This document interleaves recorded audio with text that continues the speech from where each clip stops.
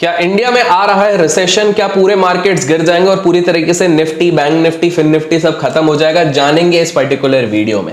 सबसे पहली चीज है, अगर पर्सनली मुझसे पूछो तो मैं इंडेक्स फंड्स में एसआईपी करना जारी रखूंगा। I will continue to invest into index fund. आप पूछोगे ऐसा क्यों है भैया? बिकॉज सिंपल सी चीज है, IMF इंटरनेशनल मॉनेटरी फंड ने जो चीज कही है उस पर मुझे एक तरीके से भरोसा है। तो क्या कहा है उन्होंने तो बेसिकली IMF क्या करती है, वो एक असेसमेंट देती है ग्लोबल इकोनॉमी का, और ये 2 बार साल में पब्लिश करती है। और ये पब्लिश करती है वर्ल्ड इकोनॉमी के ऊपर कि भैया क्या चीजें चल रही है पूरी दुनिया में, और उसके बेसिस पे हमें क्या करना चाहिए। इन सारी चीजों के बारे में बात करते हैं।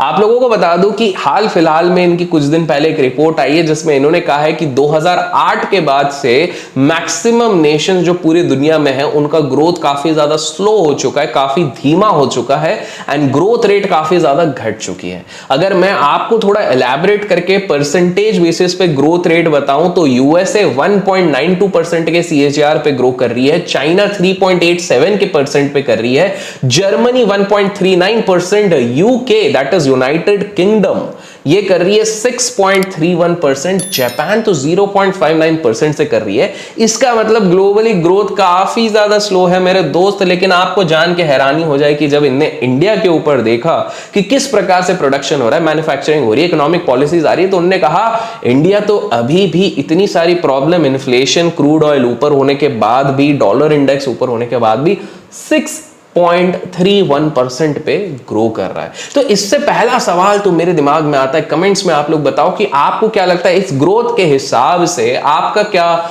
है व्यू कि कितने साल लगेंगे इंडिया को एक सुपर पावर बनने में? कमेंट्स में जरूर बताइएगा। मुझे तो लगता है कि भैया करीब करीब 7-8 साल लगेंगे, बट आपको क्या लगता है कमेंट्स में बताइएगा। और वीडियो को लाइक जरूर कर दीजिएगा ताकि हम लोग आगे चल के जब इंडिया एक सुपर पावर बन जाए तो इस वीडियो को सेलिब्रेट कर सकें। अब बात करते हैं हमारे इकोनॉमिक पॉलिसीज की। तो मोदी जी जिन्होंने न्यू इकोनॉमिक स्ट्रैटेजी बनाने का निर्णय आज से कुछ दिन पहले लिया था नीति आयोग के साथ मिलकर, तो उन्होंने जब बात करी तो उसके बाद RBI निकाल के आई एक आंकड़ा जिसके हिसाब से इंडिया ग्रो करेगी 7.6% के हिसाब से, और इस कंपाउंडिंग के हिसाब से 2047 तक ये एक सुपर डेवलप्ड इकोनॉमी बन चुकी होगी।